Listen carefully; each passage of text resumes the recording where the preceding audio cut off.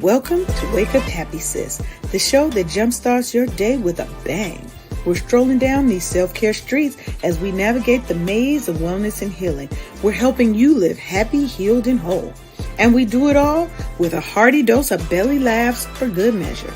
Stay tuned and get ready to wake up happy, sis. Welcome, everybody. And of course, as we would have it, my Facebook connections are, I don't know why Facebook is always the one hating on me every morning. Every morning now, they're like hating on us. And I don't know why. It does not want to get its life together. But so y'all give me a hot girl minute so I can put these back in, because what we're not doing is that today. This is what we're not doing today. Not today. So we're going to try it again. Okay. Now maybe I can go ahead and do my little welcome here. Look, it every time it's in Facebook every time. All right. Hey, Booze. Hey, welcome.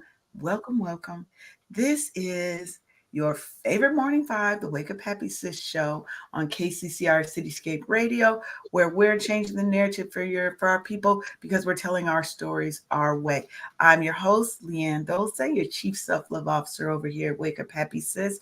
And today's episode is a really special one because I have the pleasure of having my good friend Valerie on here. And yes, we are real friends in real life, not just friends, as we are celebrating Women's History Month. So my goal this month is to highlight and showcase just some women that I feel are phenomenal and who are connected to me. So me and Valerie, we're just going to kick the shit today. Talk about her business. We're going to talk about art. We're going to talk about wellness. We're just going to get into a whole bunch of topics. So if you want to ask Valerie a question, you want to come on, it is always a pop-in show. So let me get my drop-in ticker down there. You can join the show and hop in and say hi, but keep it respectful. Because if you go low, I will go to hell. Don't start none, won't be none. So, Valerie is the founder of Alana Minerals. She offers all natural and vegan makeup for people of color. Okay. And when I do wear makeup, that is what I wear, just so y'all know. Okay. And she is also a sociology professor, an artist, and a hypnotist. So I want y'all to welcome my friend Valerie to the stage. Grab your cup of joy, whatever's in it. I'm not here to judge you, okay? And let's get ready to be inspired. We're going to have some laughs. I don't think we're talking about anything that's going to make us shed a tear or two, but you never know. You never go, right? But we're just here to help you wake up happy, sis. So, hey, Valerie. Thank you for that introduction. You make me sound so accomplished. You know what? You can play with me. I had look, what y'all don't get is I got some awesome ass friends, okay? My friends, I don't just have little run-of-the-mill, little lackluster, little lukewarm type friends, okay? I have good, high value, high quality friends, okay? You are the company you keep. So my friends got to be on a certain level or it's just not gonna work. It's just not gonna work. Love it. Thank you. So, you're welcome. Thank you. So I'm happy to be here. Thank you. Yeah. So why don't you tell us a little bit about yourself?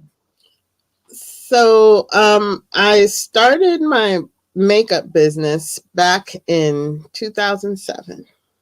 I started putting things together in 2006 and launched in 2007. And I launched the business because I was in need of such a product, right? I had gone through an illness and I was trying to cover some scarring on my face that had resulted from the illness. And I could not find really anything that matched my skin tone.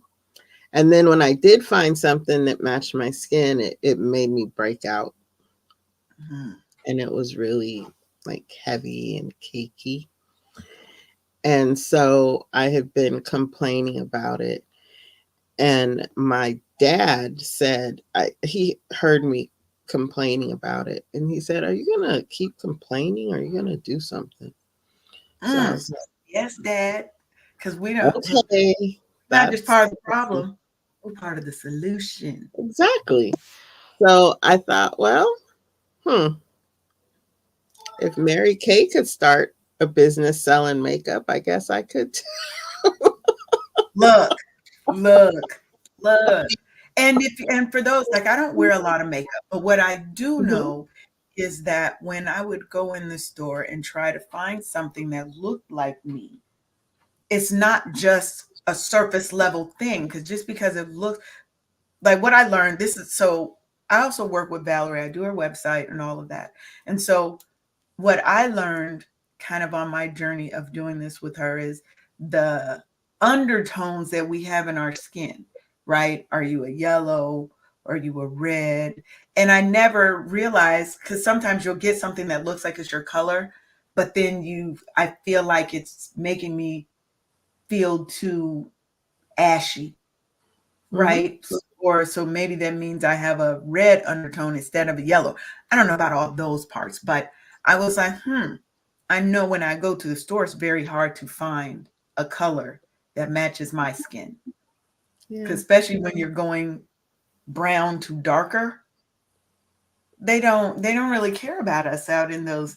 They didn't generally care about us out in those streets before. Yeah, and the solution was, with those products that don't match, the solution was always, well, you have to blend it down into your neck, right? So you put on the makeup that doesn't match, and then you have this line. So then they would say, well, you didn't put it on right. You have to blend it down into here. And it's like, no, that's not the problem. The problem is it doesn't match. Right. The problem is, and no disrespect to Lil Kim, but I don't want to be looking like Lil Kim with dark hands and a light ass face. Like that's not my goal. I want, and I don't, and what I didn't like about traditional makeups were they were very heavy and Hmm. cakey. And I don't want to look made up. You Hmm. know what I mean? I just want to Yeah. look dewy, morning glowy. Now I do want fabulous eyes. I want fabulous eyes but I want the rest of my face to just look more natural like okay, this is my skin. Yeah, and sometimes, we do want something that covers as well. It just doesn't necessarily need to be super heavy, because Yes. we have hyperpigmentation. A lot of us deal with hyperpigmentation. And so rather than using fade creams or other products that are going to cause more damage, maybe you just need something that can cover those spots to make you feel more comfortable when you're out and about in the world. So, Definitely. yeah, so I created that. And then the other thing I discovered along the way was that the other type of accessory colors like eyeshadows and blush and lipstick and lip gloss, that those weren't really formulated for people with deeper brown skin tones in mind either, because they never really have enough pigmentation Hmm. to show up well on deep brown skin. And so I think since then, though, there's a lot has changed in the market, and there are more companies putting out more vibrant colors, deeper, rich colors that you don't have to use half of the package before the color starts to Or show the up. color shows up. Yeah, but there wasn't a lot back then. There wasn't a lot No, to there choose was. from. And so you are one of the first that really that I saw that really thought about darker skin tones and how things show up on Mhm. darker skin tones, right? And Yeah. using, really great pigmented colors. you know. Mhm. So that's one of the things that I do love about Bologna Minerals. And so before there was a Fenty, before there was some of these other, you know, companies, there was Bologna Minerals. Well, Period. I also still to even to this day, I'm I'm the only all natural and vegan company doing that. Mm-hmm. So and I'm really happy to see more companies come on board, to give Yeah. people options. But in terms of all natural and vegan, there's nobody else that's doing this. Look, one of one, Yeah. one of one. And hopefully, like I said, and hopefully more people will come and enter this and realize, hey, there Mhm. is a market here for people who want quality products without all of the excess. Because you can have quality products without all of that excess, We without the deserve things it. that are damaging us. Well, that's why when I created Dolce Mhm. and Lay was Mhm. because I was tired of all the excess stuff that was in our products. I was like, it has Yep. to be an easier way. And and let me say this because I think people sometimes have a misconception of product labels. Just because you cannot pronounce it does not mean it's a bad product. And people like, if I can't pronounce it, they're using inky terms. They're using very Yeah. technical terms. So you may not be able to, because some of the things you can't pronounce, like arsenic, are not good for you. Right? So That's I'm just so saying, true. because right, so don't fall into that, right? You can still have natural, organic, vegan, and those some of those names be harder to pronounce. Yeah. I think a So lot of that comes down to education too. I think some folks, obviously there's some folks who don't really care. As long as it looks good and it makes them feel good, they're not uh-oh. interested in what's in it, right?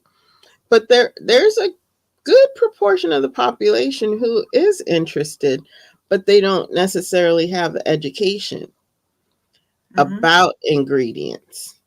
Like, who does that? It's not your job to learn the difference between FD&C dye and iron oxide and cobalt, and who is interested in that.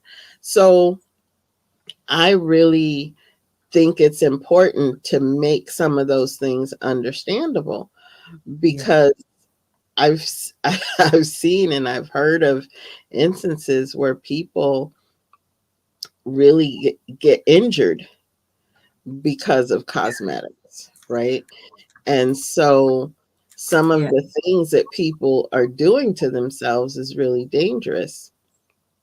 But they don't know it because you presume, if it's on the shelf, it's fine, which in most instances it is, but sometimes people use the products incorrectly, right? Yes. And Now yeah, and so like over the years, I've seen companies that make eyeshadows using dyes and colorants that aren't intended for eyeshadow, that are only supposed to be used in soap. mm-hmm. Well, that can lead to loss of vision. That can lead to damage of the mucous membrane in the eyes and all of that. But they say my customers wanted bright colors, and this is the only way to get those bright colors. It's like, oh gosh, but that's dangerous. So I think that education about these things is really important. I would And agree. for some people, that's what it takes, is an injury, unfortunately, to start to learn, right? So Mhm. yeah, but I Well, think that's Valerie also has important. a book though. So, and for those of you who are not aware, Valerie also has a book. It was called The Nature of Beauty, to help people kind of understand a little bit more about these ingredients that are in our products, right? Yeah. And I think that's important to bring it down to a level that it's understandable for everybody else, right? Mhm. And those who have that interest that want to know a little bit more that are in there what's in their product. So when they're looking at the labels, they're understanding what they're seeing. I think that's helpful. But it's good to know that there are companies who actually think about that, right? That think about the types of ingredients that are going into their products, and they practice the right safety hazards. I remember watching people and just looking at how they use certain products, like flowers, putting undried flowers in ingredients. And I was like, you do know there's still moisture in those ingredients, and you don't have any kind of protection in there. You're going to have mold that you can't see, and somebody's going to get sick and somebody's going to get hurt. And so I'm like, you have to make sure that the companies that you are working with, that the companies you're buying products from actually know what they're doing, and that you can trust them. So, if you have ones, then, we used to do videos showing people how we make our products and things like that. You can be trusted and aware that, what we say is in there, and we've got your best interests at heart. And so for me, how do you balance, all the demands of running multiple businesses, being a professor, being married, how do you balance all those things so that you're not running around here pulling all your hair out because you're so stressed? Sometimes I do a really good job at it. Sometimes I do a crappy job at it, and I don't balance anything, and everything falls apart, and my hair falls out, and then I go see my therapist. Look, therapy, counseling, all those things are so helpful. And I think what I love that nowadays we're not so pressed about therapy anymore, right? I love that. Standard, and more people are just open to getting the help that they need. And I think that to me is one of the best things. So I got my first therapist when I was, I think, 23. I think I was still working at AT&T. So I was in my 30s, maybe early 30s when I first went to therapy. And it was just because they had these free, we get like 6 free sessions. And I was like, hey, let me go check it out and see, and because sometimes we think we've healed from a lot of things, and really all we did was we tucked it away somewhere. We tucked it away and we threw away that key. I'm not going to open that box no more. I'm not going to worry about it. I'm healed. I'm this and I'm that. And you're not. You're now just locked and you're guarded and you're blocked and I want to live my most fulfilling life. And I can't do that if I'm holding on to all of this baggage, to things that people have left me with, and things that I may have left myself with. Oh, the truth. And stop letting other people's ideas of what my life should look like, how I should be, engage my core to the fact that I'm not living my true life. There's always a lot of input because I sometimes I share my ideas when I decide, okay, I'm going to do this new thing or I'm going to try this. I'll share it with others, and people offer advice and feedback and their opinions. And what I found is sometimes I get defensive. And sometimes when people offer their opinions, my first response is to become defensive and be like, well, you don't know what I'm trying to do. Right? Or you don't understand. And I don't always say that. Like, that's what's going on in my head. And what I've found over the years is when people make those comments, they're usually, there's no malintent. Like they're trying, in their minds, they're trying to be helpful. And so I've started to listen to some of it to try to better understand where they're coming from, because maybe my future customers might have some of those same thoughts. Mm. And And that's so then it's like, okay, well, if there are possibly future customers who are going to be thinking those same things, then maybe that's something I need to address in the structure of my business to answer that question before it actually forms as a question, right? when I and I think that's important, right? Mm-hmm. Because if we're not listening to that voice of the customer, right? Mm-hmm. Yeah. Because a lot of times what I've seen is we make products that we like and that we hope somebody's going to buy. Mm-hmm. Right. Most of the people I know who started companies, it started out of our own need, obviously. And then you've shared it with a couple of friends, and people are like, oh, you should, right? But we don't go back and post check. And it's like Mm-hmm. launch. And one of my mentors, Lamar Tyler's always talking about launch, analyze, optimize. And Mm-hmm. I think sometimes we get stuck because we forget that analyze and optimize. So I love that you kind of take that and take input from a lot of places and be like, okay, now how can I improve what I'm doing so that Mm-hmm. my messaging may be clearer to the customers if they have these questions? It may just be an FAQ because, hey, I keep hearing this question a lot. So Right. maybe I need to change somewhere so that this thing is more apparent, Mm-hmm. right? Got it. Or even, if enough people are saying something, you have to listen and Mm-hmm. see how can you address it. And it doesn't always mean that everything that happens, oh my God, I'm drastically changing my company every week because of what somebody said. No. Yeah. Definitely.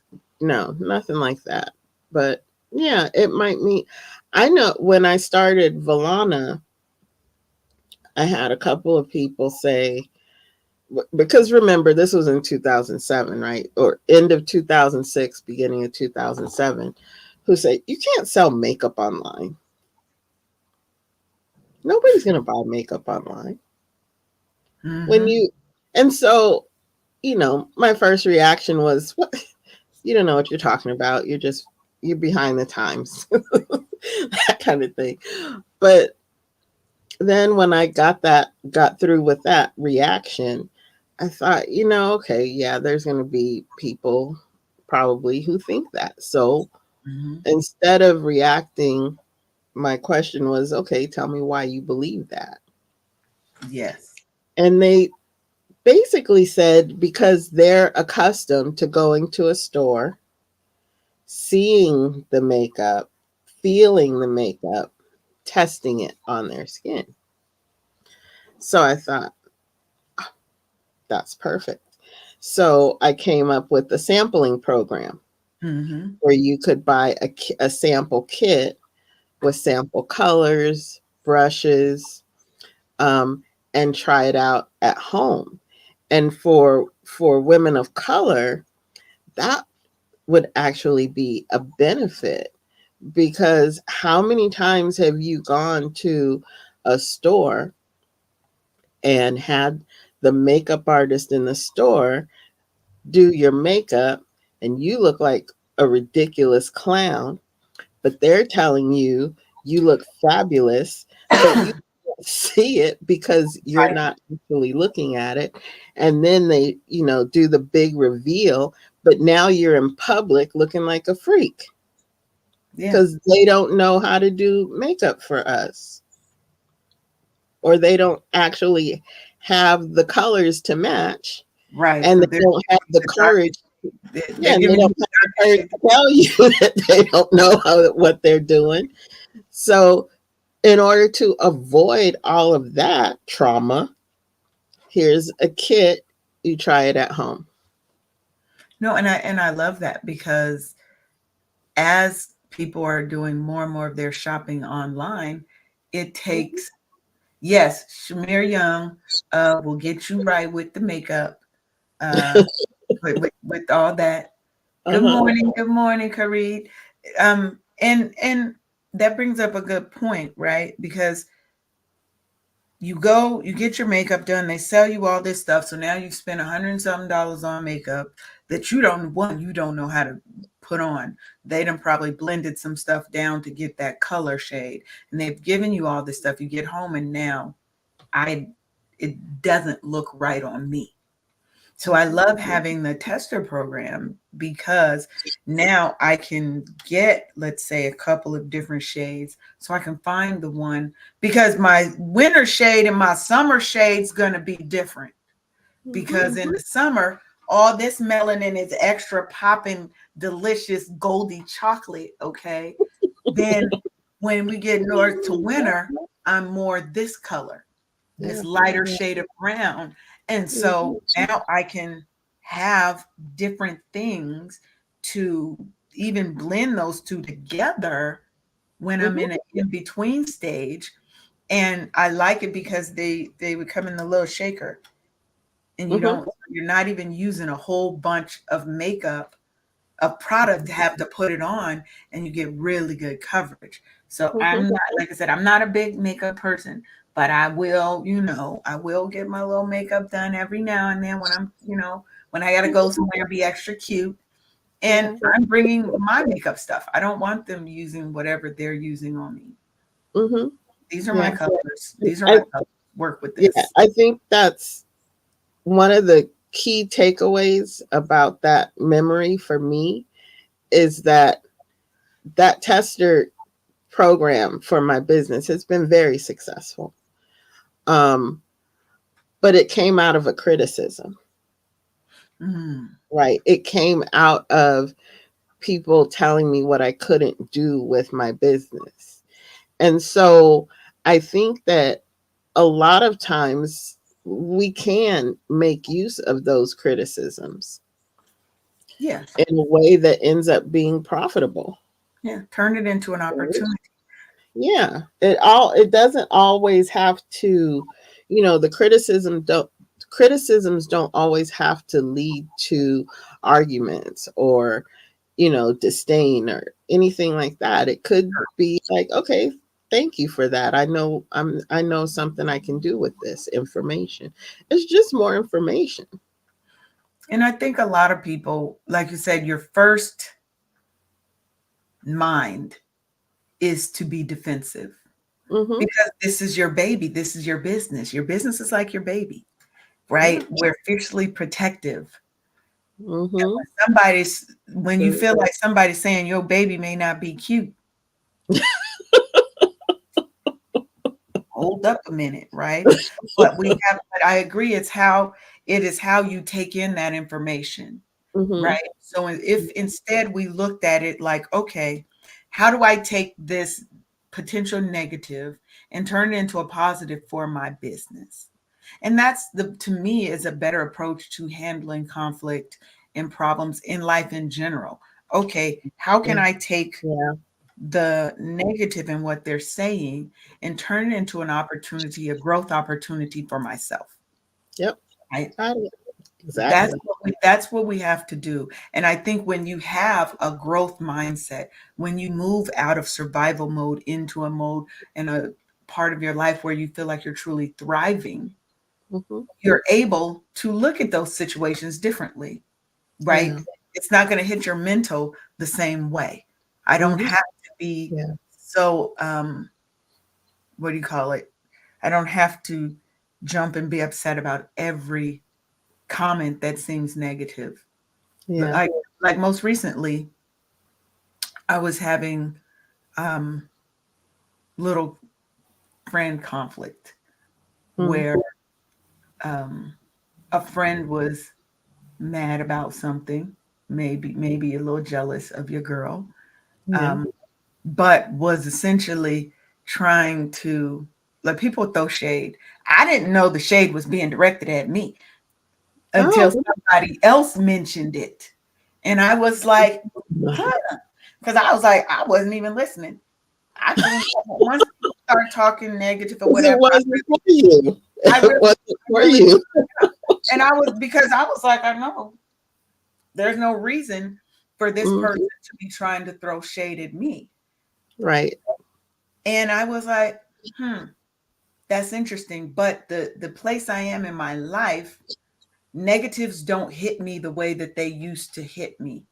right? Mhm. I can talk to you and have a whole grown conversation about it. Now, Yeah. that doesn't mean that, and I can forgive a lot of Mhm. things. It doesn't mean that you still get the same level of access to me just because I said I forgive you. And I think Yeah. that once you get that growth, you know how to take a negative and say, okay, let me find the beauty in this. Mhm. Let me find my opportunity within this negative. Because there's always opportunities. It's about how you frame it. Mhm.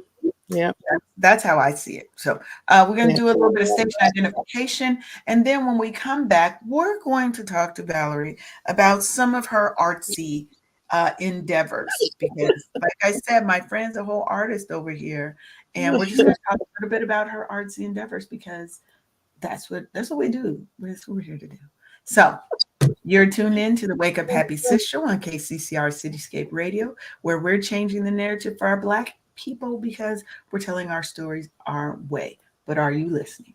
So I'll be right back after this brief commercial. Hey, sis. Ever feel like you're on the verge of a meltdown? Are you overwhelmed from juggling your job, your family, and trying to fit in me time, but seriously dropping the ball on that last one? Guess what? You're not alone. Introducing the Burnout Recovery Kit. It's your 14-day lifeline to go from burnt out to lit up. Get ready to reclaim your joy, energy, and that I got this attitude. Grab your free ebook, a purpose-driven workbook, daily email prompts, as well as SMS boosters and Q&A sessions. It's like a spa day for your soul, and guess what? It's totally free. Don't waste another minute feeling drained. Go to officialburnoutrecoverykit.com right now and kickstart your transformation. The Burnout Recovery Kit, because you deserve to be at the top of your own to-do list. Don't just cope. Thrive, sis. You hear that? Like, I got my own theme song, girl. I love it. That's my own thing. That music, you will not hear that music anywhere else. That little undercurrent. Love that. Because if I do, I'm suing somebody. I mean my money. I'll be just like was it UMG? They coming after everybody if you using their money, they're using their songs. They like, run me my coins. Oh, that's good. Congratulations. I didn't know that. That was from Natural Roots days. That's from Natural Roots days. Was it? Yes, there's an actual song. There's an actual full song that Uh-huh. goes with that beat. So one of my friends, Nice. I used to. I've done a lot of things in my life. One of my Mhm. friends, the singer, had a band, and I was managing him, trying to help Okay. trying to help him organize and structure and get things set up. And Yeah. so we were at his house just fucking around, and he made up this little song, and I was like, that's hot. Okay. He had put a basic beat to it, but Uh-huh. then he went, so the drummer for the group Lakeside, um, his son produces music. So his son Okay. produces music. And then so there's an actual full Natural Roots song. I love it. I did not know that. One day I'm gonna play it on the show because Okay. it's a dope song. It's a dope little song because it's all about celebrating our natural hair. Yeah. I So love that. I'm gonna put it out there. So Nice. as we're talking artsy type stuff, um, so tell us about Valerie the artist. Because I I know you do pottery, we do the painting, you're out there gardening with all the beautiful flowers in Hawaii and all that. Like tell me what's your favorite form of artistic self-expression? wow, favorite. I do love pottery. I love carving. I love working with clay, but I really do love painting too, but I got away from painting for a while. Um I think I've always been artistic in a sense. I used to enter and win art contests when I was a kid in Mhm. elementary school. I even got in trouble for some of my art. It What? was, Well, I say, what kind of art was you doing, Val? I was in elementary school. I think it was like third grade or something like that. And the teacher for the art project, we were supposed to carve soap. Mm. And so every student was supposed to have, bring to class one or two bars of ivory soap. Hmm. And then we were supposed to carve something out of the soap. So, and then she told us we could take it home to finish Okay. it and bring it back the next day. Because, obviously there's not enough time in class to do Right. that. So we started the project, and I carved a rabbit out of one bar and an elephant out of the other bar. And I brought them back the next day. And they were going to have like a little contest in class to see who Yeah. got the best. Okay. And the students said mine were the best and they wanted me to win. And the teacher accused me of cheating. First of all, She that's said, she said, your mother must have carved this. And I said, my mom doesn't know how to carve anything. right. That is not her. That is not her lane. Yeah. And then they were like, well, how does yours stands up? Like, because, you know, I carved it like Right. it would be carved. So, like, you could stand 3D. up and What pose was it. 3D? What did you think I was carving? But other kids, like when they carved the animal legs, they like carved them real skinny, so they fell over and stuff like that. So I guess she thought my work was not age appropriate. Like in hindsight, I think that's probably Right. what she was thinking. And then she said, well, how did you get the edges smooth? And I said, it's soap. I used water. Because the other kids, like, they had sharp edges from like the carving tools, but they didn't smooth it out. I smoothed it out. Like my rabbit looked like a rabbit.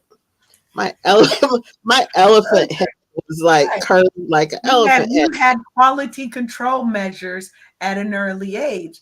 And I So, guess they don't understand that some people think like that, right? There's no, I hate when they have that concept of on target for this certain level, right? Some mhm, people have gifts in different things, right? yeah, You had that vision to see, that need to be smoothed out because that does not look like a rabbit. Rabbits are not. So you had a vision in your mind of what a rabbit looks like, and you did what was needed to make it look like a damn rabbit. And I yeah, think they think kids don't have that deductive reasoning sometimes to say, okay, this is soap. If I mhm, wet it, I can smooth it out. yeah. Like, come on. So, and it's, I mean, it's not like I never saw soap before. I know what happens to it when it gets wet. So, so I knew what to do. To me, that wasn't a fart. That wasn't a stretch. Right. That wasn't like But I. to her, that was like to Yeah, her, obviously, that was a stretch. your mom did it. So, they actually sent me to the principal's office. I Mm. was always getting sent to the principal's office for something though. So, Now, see, um, that's funny because I would never see Valerie as the kid that's always in the principal's office. me, you know what? I was like this with Mr. Rose. I still remember his name. Mr. Rose was our principal. That's how much I got sent to the principal's office. So, Now, see, my grandmother was a teacher, and so mhm, she knew all the principals and all that. And so the yeah, school I went to was a community school. The school in uh-huh, my community. I could walk from my house. It's like uh-huh, 5 blocks from my house. yeah, So my grandmother knew the principal, like he'd been to our house. Like, mhm, when my grandma used to throw parties, they would throw like stuff like that. So I yeah, never wanted to go to Mr. Bass. That was his name, Robert Bass. junior. Okay. I was never, you weren't, what you weren't going to see me in was his office. Because back then you could whoop kids at school. You think I was going to get whooped by him and then get another whooping when I got home?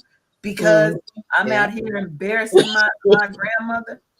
I grew up with my grandmother. My mom died when I was young, so I grew up with my grandmother. So you think I was gonna have that? What? No, I don't think I've ever in my life got sent to the office, like ever. Oh, yeah, I was always in there. Yeah, but he understood. I didn't really like to the teachers and the people around that saw what was happening. To them, I was getting in trouble. Mr. Rose was like, Valerie, why? What now? You know. So then I would explain the problem, and then he would like roll his eyes, and then he would tell the secretary, like, call her mom, ask her if she carved the soap. And then they called my mom. My mom's, no, I don't carve anything. Obviously, that's her work. Why would I cheat on soap? So then he's like, go back to class. I'll talk to the teacher later. So, but yeah, I used to get in trouble for fighting to protect my little brother, because my little brother didn't like to fight. Okay. And so people would pick on him because he had a big afro. And there was only like 4 Black students in the whole elementary school. Oh, wow. So if people made fun of my brother, then I would smack him. And so and you're just so matter of fact about it. I would smack him. I was a big sister. What am I supposed to do? I'm supposed to look after my little brother, right? You gotta protect your little brother. I'd smack him, and then I'd go to the principal's office, and then Mr. Rose would be like, oh, what now? So then I would tell him, like, he picked on my little brother. You're not supposed to pick on my little brother. So then he's like, who picked on your little brother? So I'd give him the names, and then he'd go, okay, go back to recess. And then they would get in trouble for picking on my little brother. Valerie said, don't start none, won't be none. I will smack the shit out you, yo. Mess with him again. Valerie but that's what we have to do. Especially because even though I'm from Seattle, and most people wouldn't understand when I say I went to a Black school. Mm-hmm. I went to Black schools. My schools were Black because, Seattle does have a Black community. I know people think there ain't no Black, and that all Black people know each other up there. There's more of us than just 6 people. But because I went to a Black school. Mm-hmm. I didn't get into predominantly white stuff until I went to University of Washington. Mm-hmm. Till college. Until then, I lived in a Black community. Now, there were white people sprinkled in our community, but they were the sprinklings, not us. Mm-hmm. So I think for me but it was still different than coming to like in Atlanta, where every person is Black, outside of just your neighborhood. Because you go outside my neighborhood, whole different world, right? Right. Yeah. So that was, I think, for me, that was the help for me, because I did get to grow up and seeing Black teachers and all that. I didn't have the shell shock until I went to college, and it was predominantly white people, especially because I was in engineering. Yeah. Yeah. That was the case when I was in the early years of my elementary education. Mm-hmm. We lived with a lot of our family was close by, and the neighborhood was predominantly Black, and a lot of Mexican people is close to the border, but the area where we lived was a Black neighborhood. Mm-hmm. And then later, after like 4th grade or something like that, I don't remember what year it was actually, we moved, and that area was predominantly white. Okay. But before that, I had, Black teachers. Yeah. I used to get in trouble with them too. Of course. I mean, trouble is trouble. Valerie was a little troublemaker. Like, that's lesson 1 People don't always look like what they've been through. Valerie was a little fighting troublemaker, apparently. I wasn't a troublemaker. I just like to talk. She's a I used to troublemaker. I literally used to get swatted for talking. Mm. Now, see, I was a talker too. I was a Mhm. talker too. I was definitely a talker. And so, it's like, okay, whatever. Yeah, I Smart used to kids, talk. So smart kids know how to talk. We know how to mhm, communicate well, you a do. little too well, look, a little too well. Mm-hmm. Yeah, And I did them with my homework early. So what else am I supposed to do? Sit there? No, I'm gonna talk yeah. to somebody. Um, from kindergarten, first grade, second grade, I used to get in trouble for talking. I used to get swatted for talking. I Right, then used put it on to. your little report card, the little progress reports that went home. Uh, Hmm. very smart, but talks a lot. Hmm.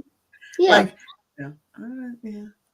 but I found out that it was really a no-win situation because when I stopped talking, then people would be like, "What's wrong? You're not talking. You don't say enough." It's like, what do you people want from Told me? me to shut up. Told me to shut up. You told me I talk too much, so now I'm just not talking. Yeah, so I learned pretty quickly that it didn't matter what I did. Somebody was going to be pissed off about it and I was going to get in trouble for it. So I might as well just do what I want to do because I'm going to get in trouble no matter Right. what. Look, look, look. Okay, so So tell me about the art continued. It continued. it's gonna continue. Do what you want in life. That's what I tell people all the time. Do what you want. Show up authentically as yourself, Yeah. so that the world gets to meet you, not your representative. Right. Yep. So I like let's talk about what's the last, because I know you've had some of your stuff in an art show. that. You've been in art shows and all of that. Tell me a little bit about kind of that art show experience, right? That took a long time to for me to accept, because after years and years and years of producing things, people would say, that's really good, you should sell your work, or that's really good, you should show your work. And some of it, I didn't believe it. Like, I wasn't ready to believe those comments. Right. Because there's a part of me that feels like you don't believe everything. You don't believe negative things that people say because you don't want to internalize that. But you don't Right. believe all the good stuff either. Like, it's, That, right? that's true. And I think a lot of times we don't want to admit that. We don't believe a lot of the good things that people say about us too. Hmm. Yeah. So I would just be like, yeah, I don't know. And then I went to an art show with my dad in Oceanside, California. And it was at a local um, museum gallery. And so we were looking around at some of the art, and I was thinking, you know, my work could be here because I'm comparing it to other work. Yeah. Inside, that's what I'm saying. But then I would go look through my pieces and go, oh, I don't know. And it was just always questioning. And then one time, one of my neighbors in Hawaii, who is also an artist and shows his work regularly and has a gallery representation for some of his work. Nice. He saw my work and he said, you really should enter some of your work. And it felt different when he said it because he's been there. Yeah. He's been there. So So now, yeah. So it's easier to take. It's easier yeah, to believe him. right. Yeah. So I thought, okay, well, if he's saying it, maybe there's something to it. So then my husband was looking at one of the local announcements in a newspaper in Hawaii. And he said, hey, there's a art show call for artists. And it starts next month. They start taking applicants next month. And I'm like, uh-huh. He goes, you should do it. What do you want me to do with that? Uh-huh. So I said, okay. So I went online and set up, my artist profile with the agency. It's like a portal where you can list your work and then submit for different shows. So I did it. And they accepted one of my pieces. And I was like, wow. Okay. Well, now I have an idea of what they won't accept, like what they're not looking for and what they are. So that was really interesting. And I had started painting again by then. So then the next one came around and there was another call for artists because now I'm on their list. Definitely. And so I entered some paintings and one was accepted. Surprise again. So then I did it again and 2 were accepted this time. Oh, second now, see? So now I'm like, okay, so should I branch out into more different galleries to try to figure out like because each gallery kind of has a different showcase or theme, like feel. This particular gallery that had started accepting my work, they're connected with the state. Mm. They get funding from the state and from the county. Nice. And they operate, it's a pretty large gallery and they have funding. And so it's different than a lot of private galleries. So I'm learning about different galleries and what they look for and the types of museums that have shows. And so I have a couple of more that I'm looking at to enter my work. But yeah, and then I have another batch of pottery coming up and hopefully I'll end up with some pieces that I can enter again. Good. That's what it's about. And we were talking like last week, Sharon was here and we were talking through just, artistic endeavors and a lot of it is you just have to step out and do something. Right? A lot of us think, oh, I'm not creative. Everybody has some level of creativity. Your creativity may be in a different area.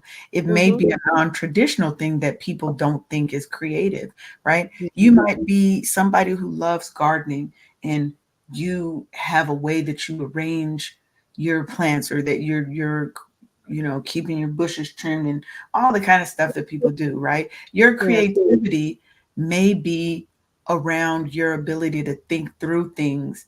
You can see things through a wider lens than other people who can only see this, right? So when you think about creativity, when you think about artistic endeavor, don't limit yourself to what people tell you is traditional art. Oh, you're not a traditional artist.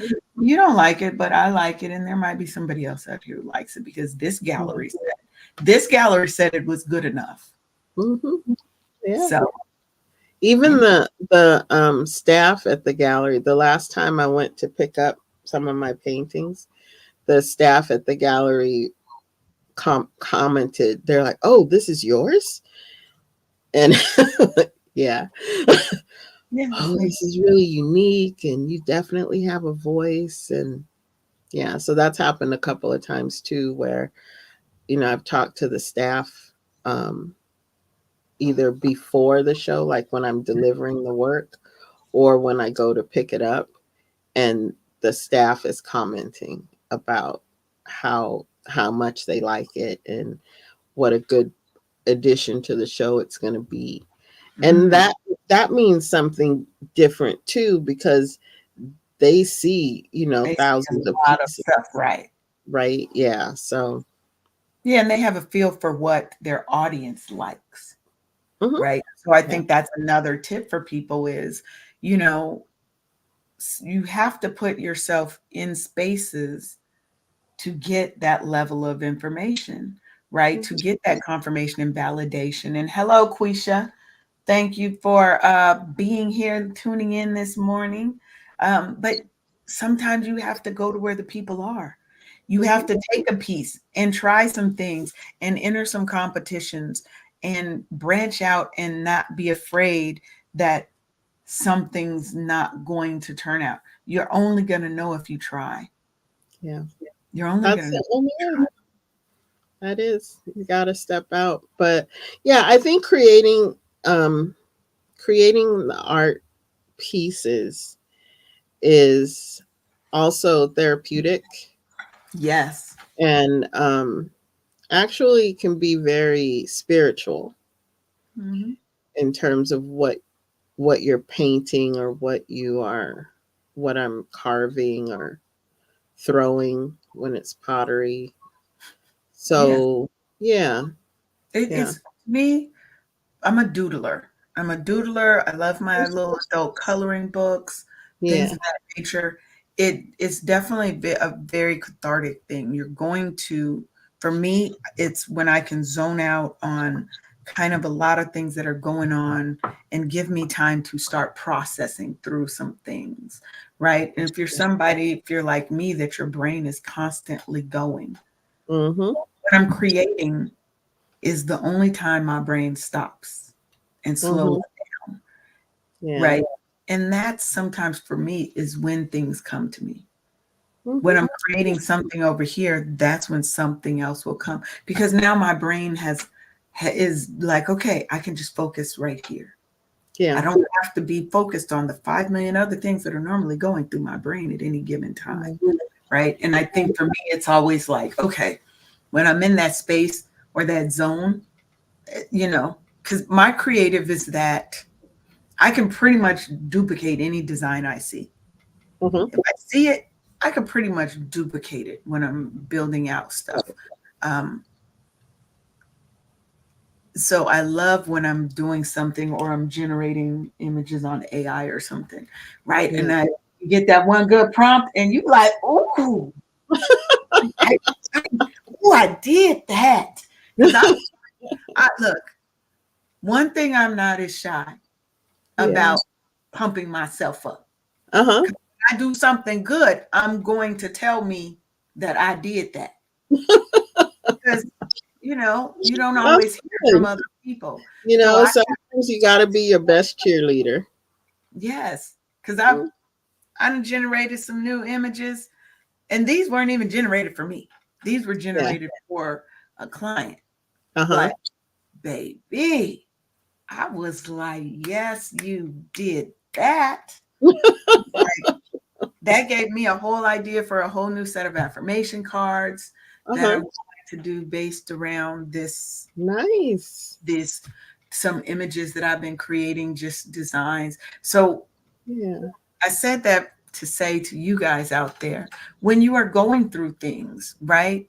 Journaling, doodling, painting, any sort of artistic endeavor, dancing, singing, Mm-hmm. writing up your own little songs and things of that nature, and poetry, and all of those things can help you really process through and work through some things in your life. Mm-hmm. They can be used Definitely. as healing agents. We had a whole show about art therapy, right? Color Mm-hmm. therapy. Those kind of things really do work, and they are in use in people's practices Mm-hmm. because they work. So you can implement these things into your own life as a stress coping method, Yeah. you Yeah. know? Sometimes I think that the art can help you, as you described, um, calm the noise enough so that you can really hear your inner or higher whole self, you know? Because Yes. sometimes I think those messages are there, like they're coming through, but we're so enmeshed in the everyday, we can't hear it. Hear it. Yes, Can't hear it. you're you have to be able to drown out the noise sometimes so you can get the message. I Mhm. 100% agree with that. Yep. And sometimes that's what these artistic endeavors, journaling, whatever you want to do, can just Mhm. help you do. I just need to drown the noise out so I can get to the message. Because I'm a firm believer we have everything we need inside of us to heal us, to Mhm. heal our pains and things of that. And we have to be the Amen. ones to actually learn how to quiet the noise. And so I think that's a perfect way to say it. So as we wrap up today, Valerie, I want to thank you for being here. But do you have a final message of, let's see, a message of empowerment for our beautiful Black women who are Mhm. listening in? Do you have any kind of last message or words of I have, encouragement? I don't know. I have a wish. I have a wish that we could, that all of us could get to a place where we can realize how incredibly powerful and immense we are. Yes. And I just see so many of us believing in the smallness and insignificance of who we are. And it's the complete opposite. Yes. And I wish for that for all of us to see that Me in too. ourselves. Yes, I love that because you're as large as you see yourself or as small as you see yourself because you're going to, it's that self-fulfilling prophecy. So Mhm. I tell people all the time, why do I want to be ordinary when I can be extraordinary every day? Mhm. Because I do not see myself as this little minute thing. I see the grandness of who I am. And we all have that. We Mhm. all have that. We just have to open our eyes and see it. And sometimes there's so many blinders that we've been put on us by Yeah. all of our experiences, our trauma, our pains, that they've told us that we're small. And so we Mhm. play small because that's what we've always heard. But now we're here to tell you you're not. You're big time. You can be, do, and see and hear, have all the things that you wish in life. Mhm. But you have to believe it first. You know, it's one of those you have to believe it first. So, I if you think want to sometimes connect it's with easier Valerie, for us to believe in others and but why is that, right? to Why is believe it that in it's so themselves. much easier for us to believe somebody else is fabulous versus believing that we are fabulous as well? Yeah. I think we got to have another show for that. Definitely. Definitely, because we do have to go. It's 11:04, and I've been trying to do better on getting this show closed out on time because we've been here for an hour and a half. We've had hour and a half shows, and I'm like, okay, I'm trying to let's get it, keep it tight, keep it tight. Valerie will be back. She'll definitely be back on the show. But Thank you. thank you for being here, Valerie. Like I Thank said, you for having me. this is my friend in real life, and we talk good, bad, ugly. We uplift each other. So if you do not have real people in your life, if you do not feel like you have a community of people who will ride with you and who will rock with you, you can head on over to our Facebook group, Wake Up Happy Sis. I'm trying to build that community where you can really build honest, true connections and have people who are going to be there for you, who will stand in the gap for you, who will tell you when you're wrong too, right? We're not just yes people. We're not just yes people here. But if you want to learn more about Valana Minerals, you want to connect with Valerie, head on over to ValanaMinerals.com.